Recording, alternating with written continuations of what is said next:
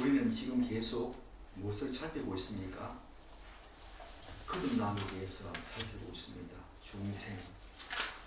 지난주에는 거듭남을 예수님께서 바람으로 비유하시면서 바람이 임의로 불매 소리는 들어도 어디서 와서 어디로 가는지 모르는 것처럼 거듭난 사람도 다 그러하다 라는 말씀을 들었습니다.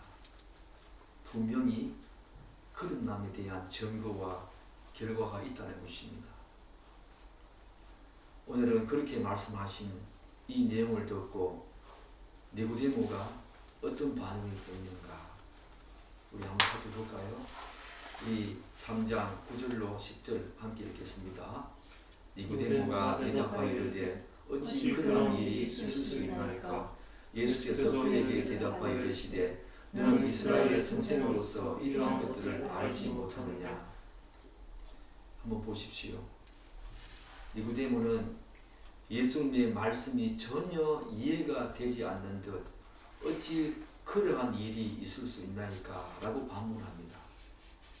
우리는 이런 니고데모의 반응을 통해서 그가 거듭남에 대해서 전혀 알지 못하고 있음을 알 수 있지요. 즉 니고데모는 자타가 공인하는 율법에 정통한 자요, 이스라엘의 탁월한 선생이었지만 영적인 세계에 대해서는 전혀 무지한 상태였습니다.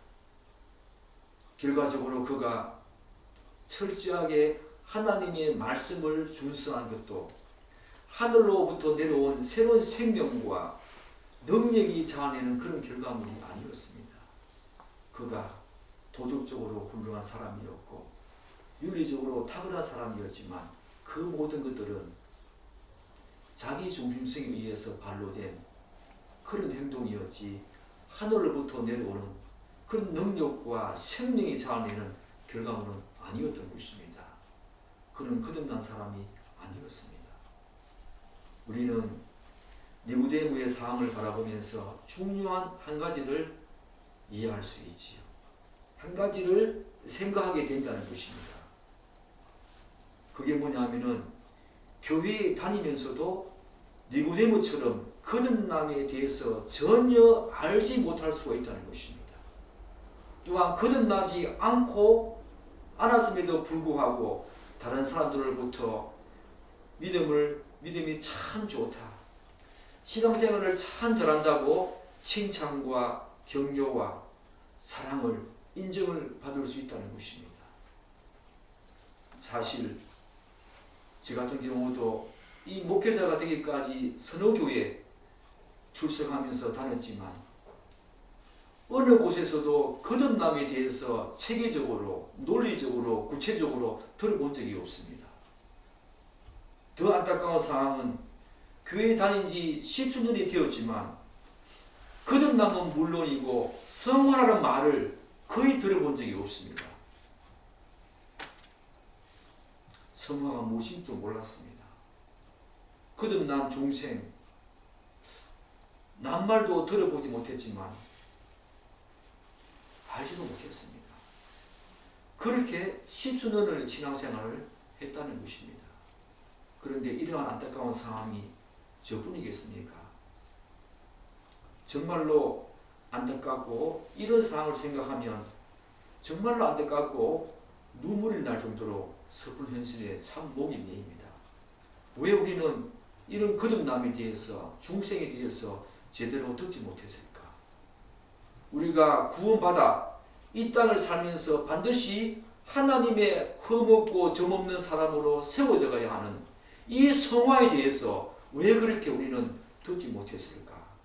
그저 복받고 그저 잘되고 형통하고 건강하고 그래서 죽은 후에 천국 간다는 말은 자주 듣게 됐지만 이 땅에서 하나님이 우리를 구원하신 후에 우리가 어떻게 살아야 하고 특별히 그 삶이 도덕적이고 윤리적인 그런 수준의 삶이 아니라 거룩한 하나님의 사람으로 빚어져 가야 하는 성화의 거룩한 삶임을 우리는 왜 모르고 살았을까?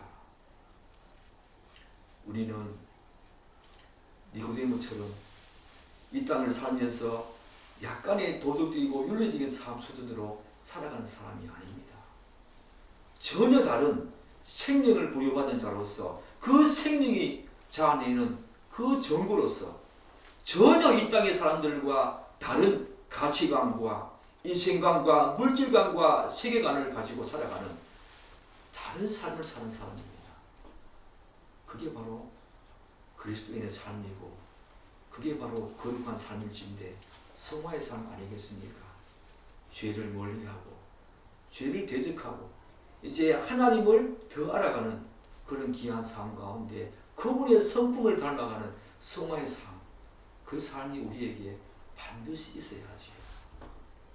그래서 이 땅에서 예수 믿어 복받고 잘되고 건강하고 형통한 것, 그거 하나님이 원하시는 건 아닙니다. 그거 정말로 아닙니다. 우리는 바로 이런 부분에 대해서 더 많이 고민하고 생각하고 묵상해야 합니다. 그렇다면 이러한 니고데모의 반응에 대해서 예수님께서는 무슨 말을 하고 계시는가? 10절을 한번 보십시오. 예수께서 그에게 대답하여 이르시되 너는 이스라엘의 선생으로서 이러한 것들을 알지 못하느냐? 예수님께서는 바로 이런 말씀을 통해서 오히려 니고데모의 반응에 대해서 오히려 의아해하십니다. 네가 이스라엘의 선생이 있는데 내가 말하는 이런 기본적이고 근본적이고 가장 기초적인 내용, 그런 영적인 세계조차 이해하지 못하다니 오히려 예수님께서 더 의아해하십니다. 물론 니고데모에게는 자존심이 확 상할 정도의 말씀이지요. 이스라엘 선생으로서 이런 기본적인 것도 알지 못하다니 그렇게 꾸짖는 것 아니겠습니까? 즉 예수님은 니고데모가 이스라엘의 바로 그 선생, 그 선생임에도 불구하고 이런 초보적이고 기본적이고 근본적인 영적인 세계조차 알지 못하는 그의 영적인 무지함에 대해서 놀라움을 금치 못하고 있습니다. 이를 볼 때 한마디로 예수님 당시의 그 상황은 하나님을 전혀 알지 못하는 이방인들만 목 잡는 양같이 유의방황했던 것이 아니었습니다. 오히려 더 심각한 상황은 아브라함의 후손으로서 자칭 하나님께서 택한 백성이라고 선민이라고 생각했던 유대인조차도 이스라엘 백성들조차도 목 잡는 양같이 유의방황하는 그런 상황이었습니다. 이때 예수님께서 오셨지요. 성경에 보면 때가 참해 이스라엘의 영적 무지는 바로 예수 그리스도가 이 땅에 반드시 오셔야만 했던 바로 그때였습니다. 바로 그때였습니다. 니고데모는 유대 백성들의 선생으로서 율법을 연구하고 말씀을 가르치며 심지어 산헤드린 공회원으로서 거짓 선지자를 구별하는 그런 중요한 위치에 서 있었습니다. 그러나 이런 탁월한 니고데모조차 이런 영적인 세계에 대해서 이렇게 무지한 상태에 있었다니 정말 여러분과 제가 너무 당황스럽고 어처구니없는 모습 아닙니까? 사랑하는 여러분, 여러분은 지금 이 말씀을 묵상하면서 니고데모를 자신의 삶 속에 한번 반추해 보고 있습니까?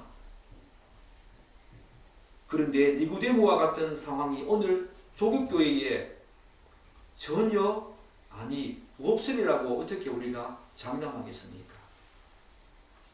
심지어 목회자들이라고 하더라도 니고데모처럼 거듭나지 않은 사람이 분명히 있다는 것입니다.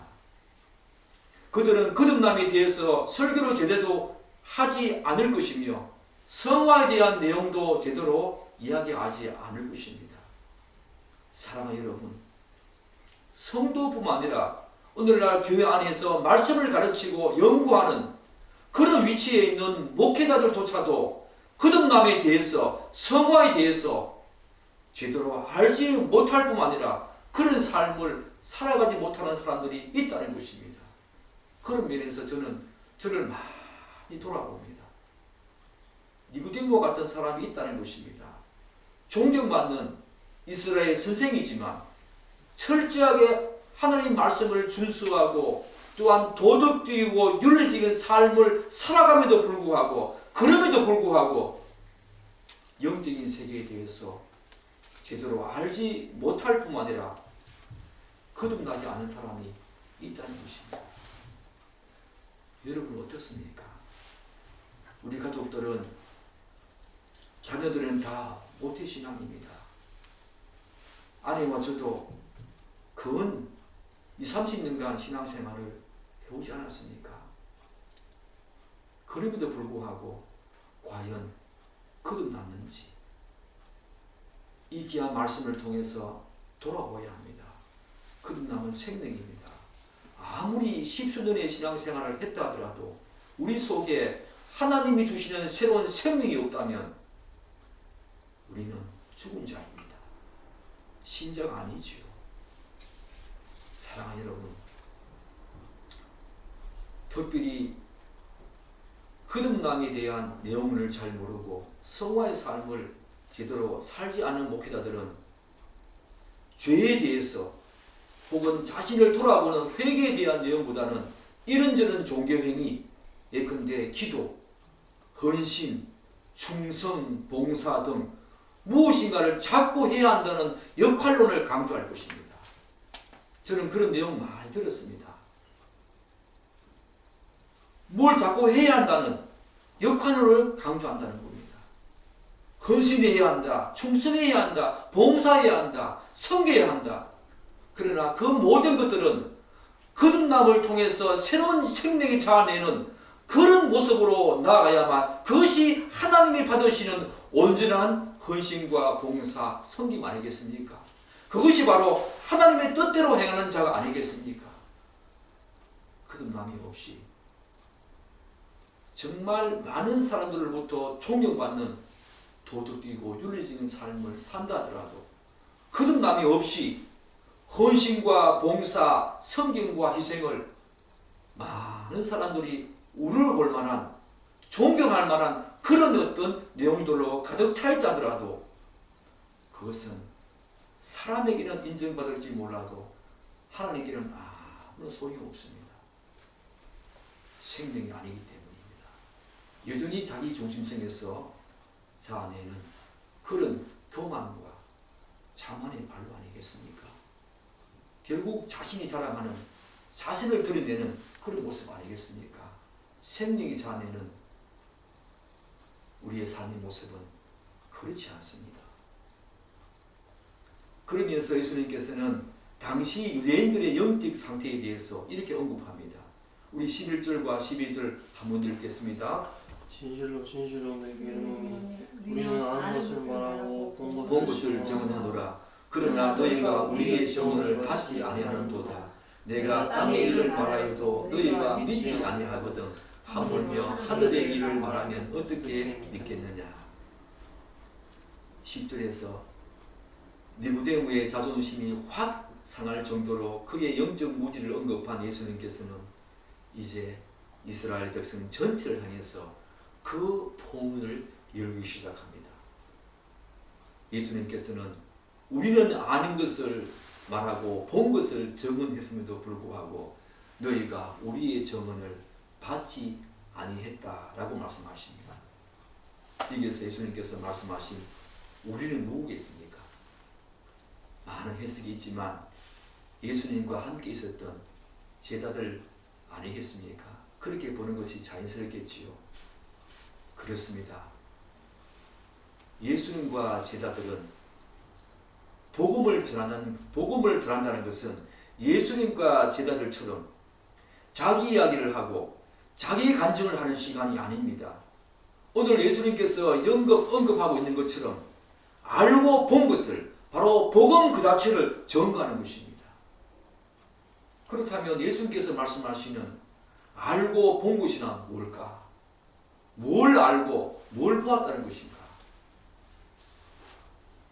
본문에서 예수님께서 알고라는 말을 했을 때 무엇을 안다는 것인가 하면 1차적으로는 하늘의 일을 안다는 것이에요. 하늘의 일을 안다는 것입니다. 앞에서 그런 말 했잖아요.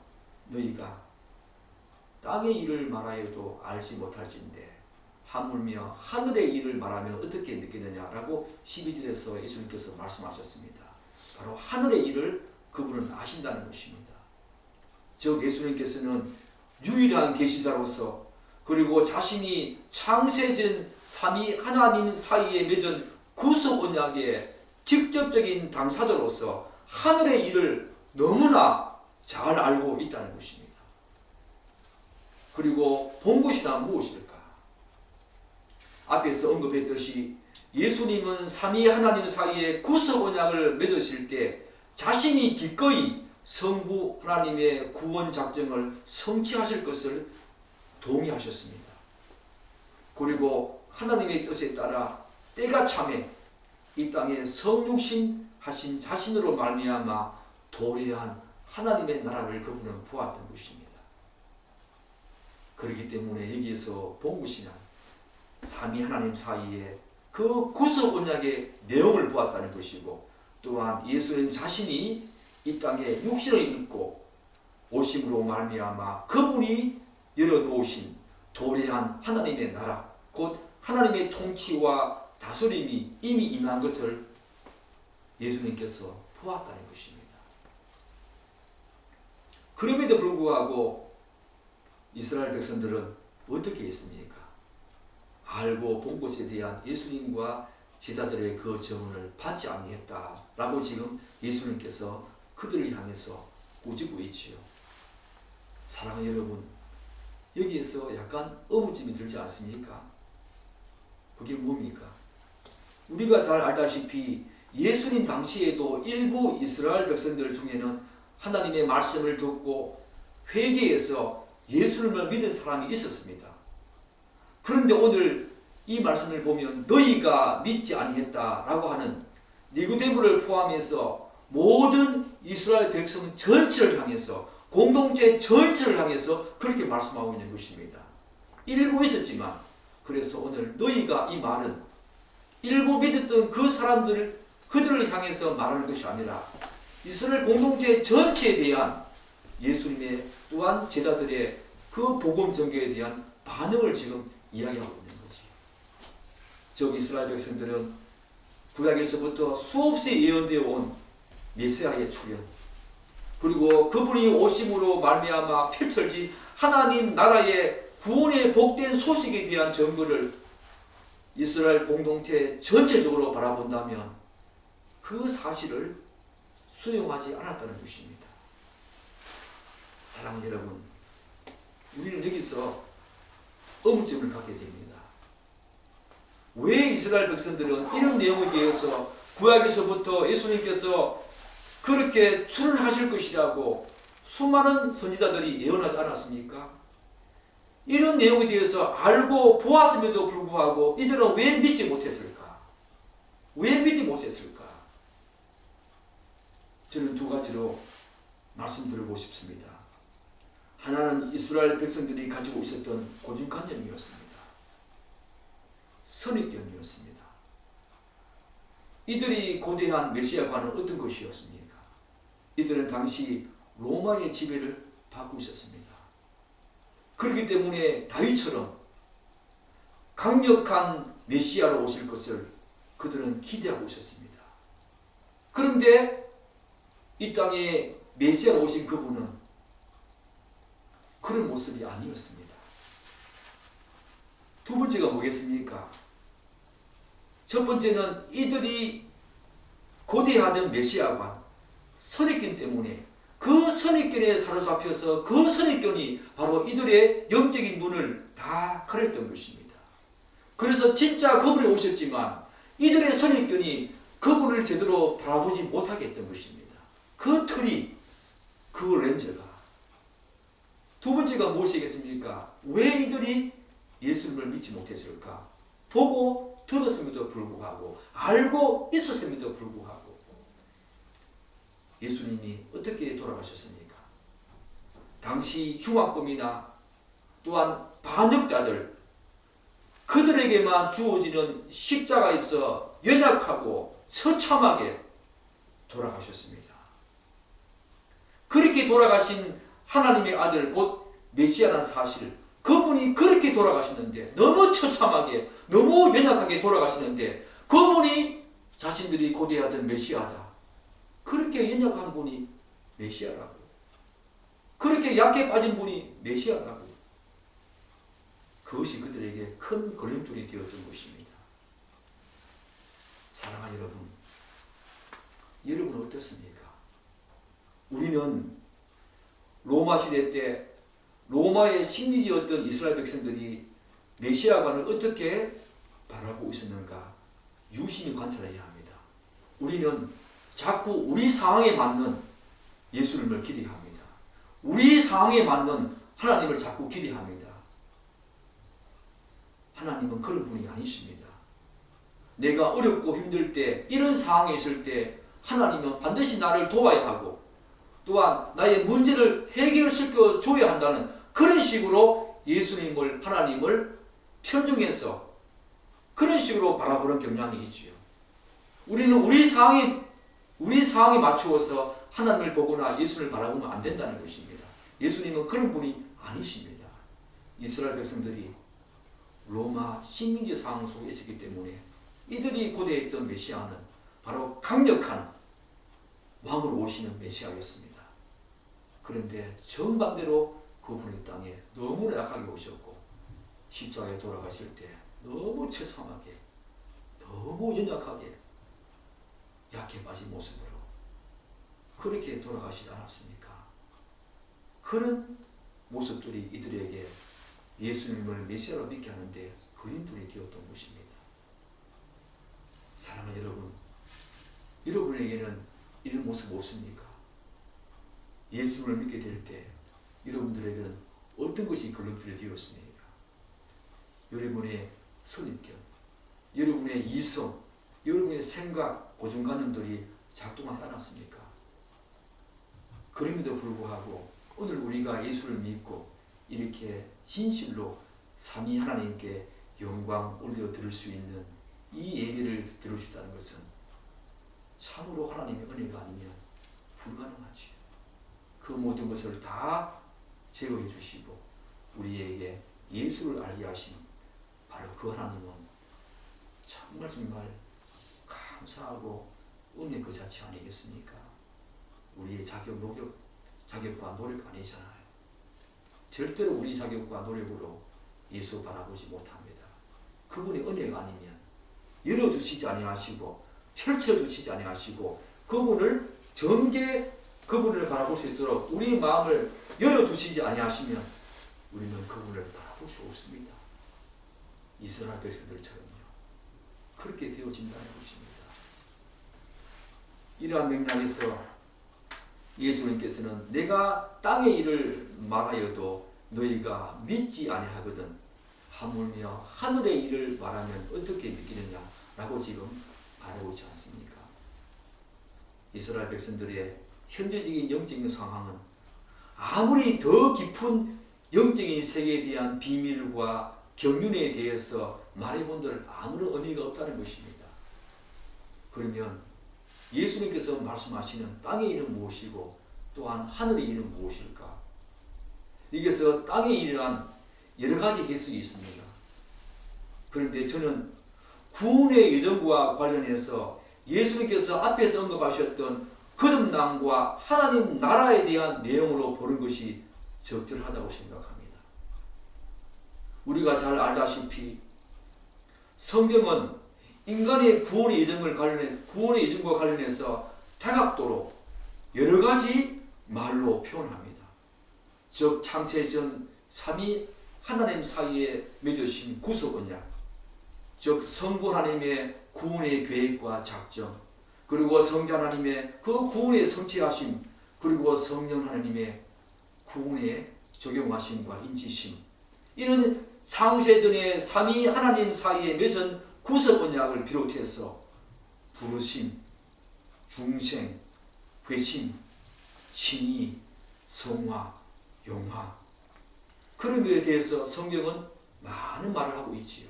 바로 우리의 구원의 이전과 관련해서 성경은 그렇게 말하고 있습니다. 이러한 과정에서 한 개인의 삶에서 일어나게 되는 일반적인 구원의 역사는 어떤 것입니까? 우리는 창세전에 그 일은 알지 못합니다. 우리가 이 땅에 태어나서 하나님의 구원의 여정을 갈 때에 우리가 경험하는 구원의 역사와 여정은 부르심부터 시작되지요. 부르심, 중생, 회심, 칭의, 성화, 이것이 바로 땅의 일 아니겠습니까? 그리고 창세전에 삼위 하나님 사이에 맺으신 그 구속 언약의 비밀과 마지막 모든 구원의 성취에 해당하는 영화 단계를 하늘의 일이라고 그렇게 보면 안 되겠습니까? 저는 그렇게 보는 것이 적절하다고 생각합니다. 그런데 구원과 관련해서 이 땅에서 일어나는 구원의 이정, 곧 예수님께서 니고데모에게 말한 거듭남과 그 진리를 모르는 사람은 하늘의 일을 말한들 아무런 의미가 없겠지요. 지금 예수님께서는 거듭남조차 모르는 이스라엘 백성들 니고데모에게 그것조차 모르는데 하늘의 일, 창세전에 삼위 하나님 사이에 맺은 그 놀라운 구속 언약과 모든 구원의 완성이 되었을 때에 우리에게 있어지는 놀라운 복된 것들, 영화 단계에 들어갔을 때에 그 놀라운 복된 것들을 말해본들 너가 알겠느냐라고 지금 니고데모에게 말하고 있는 것입니다. 거듭남조차 모르는 사람에게 어떻게 창세전에 일어난 일과 또한 영원한 영화 단계 그 하늘의 비밀을 알겠습니까? 사도 바울은 깨달았지요. 이 하늘의 일을 깨달은 사도 바울의 고백을 보십시오. 어떻게 말합니까? 깊도다 하나님의 지혜와 지식의 풍성함이요. 깊도다 하나님의 지식과 지혜의 풍성함이요. 그 구원의 경륜과 하늘의 비밀을 깨달은 바울은 바로 이렇게 고백했던 것입니다. 여러분도 성경 읽으면서 이런 고백 한두 번 해봤지요? 이야, 하나님의 그 비밀, 그 하늘의 비밀이 이렇게 깊구나. 놀랍다, 경이롭다. 우리에게 이런 고백이 있어야 합니다. 하나님을 더 알면 알수록 거듭남의 전부 중에 하나가 바로 하나님을 아는, 더 깊게 알고 더 풍성히 알고 더 넓게 알고자 하는 그런 마음들이 우리에게 들어오는데, 그럴 때에 하나님을 더 알아가면 알아갈수록 우리에게 있어지는 고백 중에 하나가 깊도다 하나님의 그 놀라운 구원의 경륜과 비밀이요. 이 고백입니다. 이 고백이 여러분에게 있어야 합니다. 이 땅에서부터 이미 있어야 합니다. 왜? 영생이 바로 그거잖아요. 유일하신 하나님과 그가 보내신 아들 하나님을 아는 것이 영생이다 라고 했으니 이 땅에서부터 그런 비밀을 알고 우리는 누려야 합니다. 그런 고백들이 있어야 한다는 것입니다. 사랑하는 여러분, 그런 고백이 있습니까? 깊도다. 그 하늘의 일을 생각하면 깊도다. 그 놀라운 하나님의 지식과 지혜의 풍성함. 그러면서 예수님께서는 갑자기 화제를 전환시켜서 니고데모가 전혀 이해하지 못할 예수님 자신에 대한 내용을 이어갔습니다. 우리 13절 한번 읽어볼까요? 하늘에서 내려온 자 곧 인자 외에는 하늘에 올라간 자가 없느니라. 성경을 조금 특별히 구약 내용을 조금 아시는 분들은 우리말로 번역된 예수님의 이 말씀을 문자 그대로 받아들이면 해석상에서 큰 어려움이 있다라는 것을 느끼지요. 왜 그랬습니까? 구약의 인물 가운데에서 에녹과 엘리야는 죽음을 보지 않고 하늘로 올라간 자 아닙니까? 그런데 오늘 말씀을 보면 하늘에서 내려온 자 곧 인자 외에는 하늘에 올라간 자가 없다라고 하니 문자 그대로 받아들이게 되면 해석상에 큰 어려움이 있지요. 그렇다면 예수님께서 자신을 두고 하신 이 말씀은 무엇을 의미할까? 본문에 하늘에 올라간 자라는 말, 이 헬라어 시제가 바로 현재 완료입니다. 이 시제가 이 해석상의 문제를 해결시켜 주지요. 현재 완료입니다. 그래서 과거와 현재를 말하는 것입니다. 따라서 이 말을 다시 한 번 더 의역하면 과거로부터 지금까지 하늘에 계신 자가 없었다, 그런 말입니다. 결국 하늘에서 내려온 자, 곧 인자 외에는 하늘에 올라간 자가 없다라는 이 의미는 과거에 하늘에 계시기 때문에 12절에 하늘의 일을 말할 수 있는 자는 예수님 자신뿐이라는 것입니다. 즉 하늘의 모든 것을 보시고 체험하시고 알고 계신 분은 과거에 그곳에 계셨던 예수님 자신이시며 지금은 하늘에서 내려온 상태, 지금은 하늘에서 내려온 상태, 곧 성육신 하신 인자 예수님 뿐이라는 것입니다. 바로 그 말입니다. 과거에 하늘에 계시기 때문에 하늘의 모든 일들을 다 보시고 알고 체험하신 분은 바로 예수님 자신뿐이며 지금 성육신 하셔서 이 땅에 내려오신 지금 이 상태에 육신을 입고 하늘에 내려온 상태, 그분은 바로 인자 예수님 자신뿐이라고 지금 말하고 있는 것입니다. 자신의 정체가 자신이 누구신가에 대해서 니고데모에게 분명히 말하고 있습니다. 니고데모는 3장 서두에서 뭐라고 말합니까? 예수님을 두고 하늘에서 내려온 자라고 지금 고백하지 않았습니까? 그런데 예수님께서는 그 하늘에서 내려온 자, 그 니고데모가 알고 있었던 그 내용에 대해서 구체적으로 지금 풀어주시고 계시죠. 바로 그가 나인데 내가 어떤 자인가 오늘 본문을 통해서 말씀하고 있는 것입니다. 이렇게 예수님께서는 니고데모에게 하늘의 모든 일, 곧 구원의 진리를 완전히 아시는 분은 자신밖에 없다고 하신 후에 앞으로 자신이 감당할 중요한 사역에 대해서 언급하시지요. 우리 14절로 15절 한 번 더 읽겠습니다. 모세가 광야에서 뱀을 든 것 같이 인자도 들려야 하리니 이는 그를 믿는 자마다 영생을 얻게 하려 하심이니라. 오늘 모세가 광야에서 뱀을 든 것 같이, 이 말은 구약 민수기의 21장 4절로 9절 말씀입니다. 그 말씀을 인용하고 있습니다. 사랑하는 여러분, 출애굽 당시에 이스라엘 백성들 광야에서 어떤 일이 있었습니까? 하나님을 원망하다가 하나님께서 그들을 심판하십니다. 불뱀을 통해서 그들을 물어 죽이게 하지요. 그런데 모세가 만든 놋뱀을 쳐다본 사람들은 모두 나음을 얻게 되는 역사가 있었습니다. 이스라엘 백성들이라면 출애굽 당시에 있었던 이 사건을 기억하지 못할 사람은 아무도 없을 것입니다.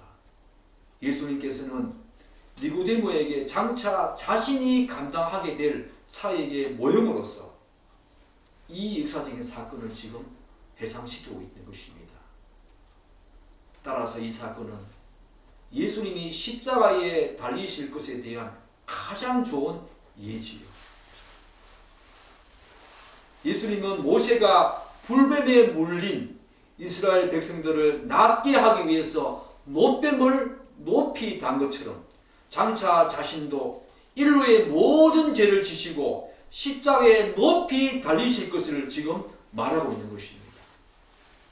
그리고 놋뱀을 쳐다본 모든 이스라엘 백성들이 나음을 얻은 것처럼 십자가에 달리실 예수 그리스도 당신을 우러러 보고 믿는 자마다 영생, 바로 영원한 파멸과 멸망과 죽음이 아니라 영원한 생명, 영생을 얻을 것이라고 지금 말하고 있는 것입니다. 그 모세에게 있었던 그 역사적인 사건을 자신의 사역과 비교하면서 그것이 하나의 모형이 되어지고 자신의 그 모든 사역은 원형인데 그 패턴대로 자신이 그렇게 십자가에서 죽으시고 자신을 쳐다보는 모든 자, 자신을 우러러보고 믿는 모든 자에게 놋뱀에 물린 모든 자가 나은 것처럼 죄 용서와 죄 사함을 받고 영원한 영생을 얻을 것이다. 멸망 가운데 가지 아니하고 영원한 영생을 얻을 것이다. 나음을 얻을 것이라고 지금 예수님께서 말씀하고 있는 것입니다. 그런데 본문의 예수님 말씀에서 몇 가지 눈여겨볼 내용이 있습니다. 그것은 들려야 하리니 그를 믿는 자마다 영생이라고 하는 말이지요. 오늘은 들려야 하리니와 관련된 내용을 좀 더 다루어 보겠습니다. 다음 주에 그를 믿는 자마다 영생에 대해서 좀 더 집중적으로 다루려고 합니다. 사랑하는 여러분, 들려야 하리니 이 말 속에 여러분은 어떤 느낌이 들어옵니까? 들려야 한다. 이 말은 예수님께서 십자가에 달리셔야 되는 그 사건은 당신이 해도 되고 안 해도 되는 선택적인 그런 문제가 아니라는 것입니다. 마땅히 그래야 된다. 영어로 보면 must라고 되겠습니다. 반드시 예수님 당신이 그렇게 해야만 하는 필수 불가결한 문제인 것입니다.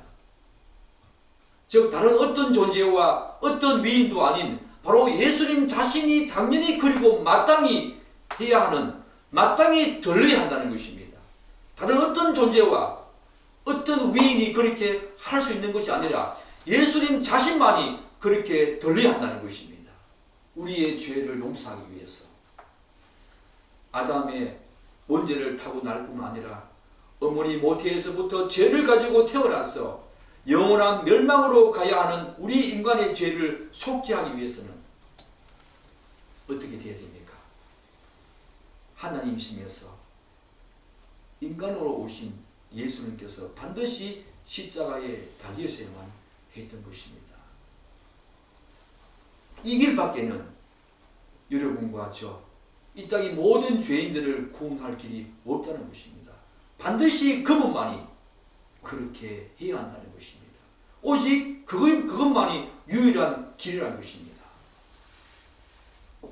사랑하는 여러분, 그럼에도 불구하고 여러분들이 자신의 노력으로, 자신의 공로로 죄 용서와 죄 사함 그렇게 받겠다고 율법을 지킴으로 말미암아 이방 신들이 믿는 그런 종교 행위를 통해서 구원을 받겠다고 그렇게 살고 있지 않습니까?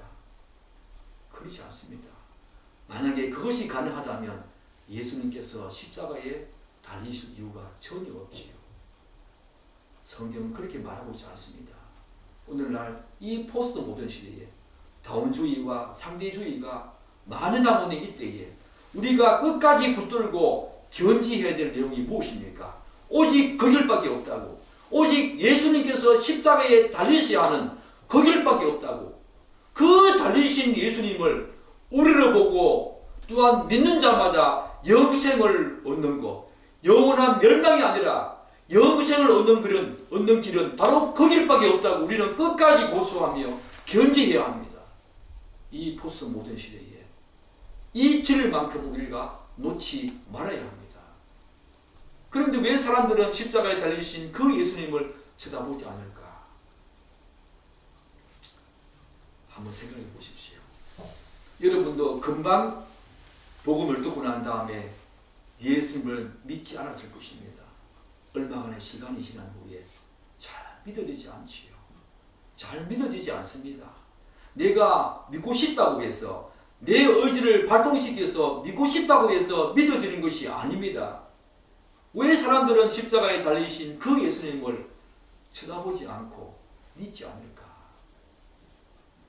모세 당시에 불뱀에 물린 사람들은 불뱀과 같은 모양의 노뱀을 어떻게 생각했겠습니까?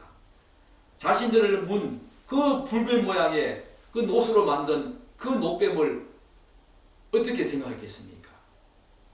자신들을 물어 죽게 만들기 때문에 다시는 쳐다보고 싶지 않을 정도로 혐오했을 것입니다. 그런데 하나님은 그것을 다시 쳐다보러 하는 것입니다. 여러분이라면 쉽게 쳐다보고 싶은 마음이 생기겠습니까? 자신을 문 그 불뱀을 또다시 쳐다봐야 한다. 그 노뱀으로 만든 불뱀을 다시 쳐다봐야 한다. 사랑하는 여러분, 쉬운 것이 아닐 것입니다. 혼자 제가 가만히 묵상해 보니 이 내용은 쉬운 일이 아니구나. 그 불뱀은 바로 이스라엘 백성들에게 저주스러운 것이었습니다. 자신들을 문 그런 대상이었습니다. 혐오스러운 존재였습니다. 그런데 그 불뱀을, 쳐다보고 싶지도 않는 그 불뱀을 하나님께서 모세를 통해서 만들게 하셔서 다시 쳐다보게 하게 하시는 것입니다. 쉽게 그 노뱀이 보여지겠습니까? 기꺼운 마음으로 그 노뱀을 보고 싶은 마음이 생기겠습니까? 그렇지 않습니다. 또한 노뱀을 쳐다보는 것으로 낫는다.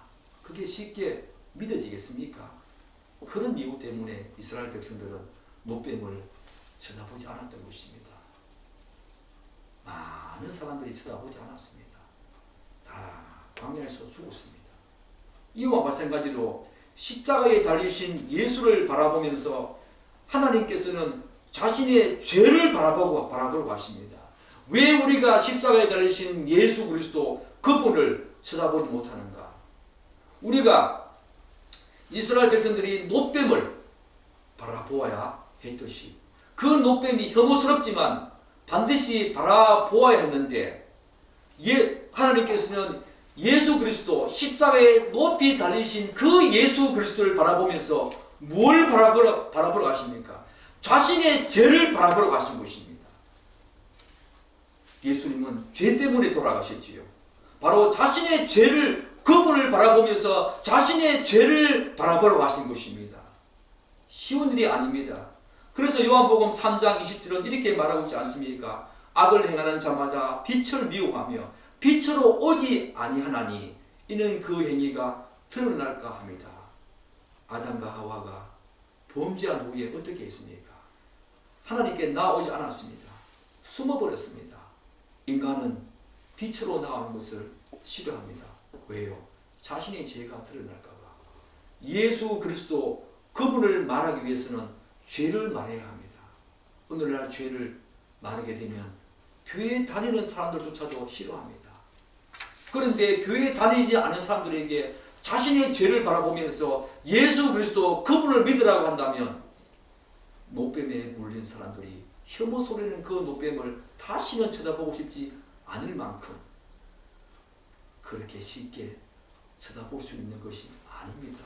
이 죄는 자신이 쉽게 하나님께 가지고 나올 수 있는, 그래서 그 죄를 바라보면서 예수를 바라보는 거 쉽지 않은 일입니다. 사람들은 그런 일을 싫어합니다. 그리고 예수를 믿으면 모든 죄가 용서되고 사해진다. 이거는 인간의 본성과 너무나 큰 괴리가 있는 것 아닙니까? 인간의 본성은 자기 노력입니다. 자기 공로입니다. 자신이 한 일, 그것을 가지고 뭔가 평가를 받고 칭찬을 받고 결과를 얻어내는 것입니다. 그런데 기독교는 예수를 바라보라고 하는 것입니다. 이거는 인간의 본성과 너무나 큰 괴리가 있는 것 아닙니까? 자신의 노력과 공로가 아니라 오직 예수 그리스도를 바라보라. 그러면 산다. 그러면 죄 용서와 죄 사함을 받고 영원한 파멸이 아니라 영생을 얻는다 라고 말했을 때에 인간의 본성은 그것을 쉽게 받아들이기가 쉽지 않지요. 노뱀을 바라보면 낫는다. 이스라엘 백성들이 다 믿은 것은 아니었습니다. 다 쳐다본 것은 아니었습니다. 복음이 떨어지는데 여러분이 믿게 되었다. 하나님의 전적인 은혜입니다. 어떻게 그 십자가를 여러분 스스로 바라볼 수 있겠습니까? 어떻게 여러분이 그 십자가 바라보면서 내 죄가 용서되어지고 사해진다는 거 믿을 수 있겠습니까? 어떻게 여러분이 그 죄를 십자가 바라보면서 쉽게 가지고 나와서 하나님께 고백할 수 있겠습니까? 쉬운 일 아닙니다, 여러분. 하나님의 은혜입니다. 감사하십시오. 오늘 이 말씀을 제가 묵상하면서 제가 그리스도인이 되어서 예수를 믿게 된 것이 너무 감사하구나. 쉽게 바라보는 것이 아니다. 하나님의 은혜로 바라보게 되었고 하나님의 은혜로 오늘 우리가 이 자리에 있게 되었다는 것 감사하십시오. 그런 삶이 여러분의 삶이 되기를 간절히 축복하며 또한 감사한 삶 되기를 기대하고 축복합니다. 아멘. 기도하겠습니다.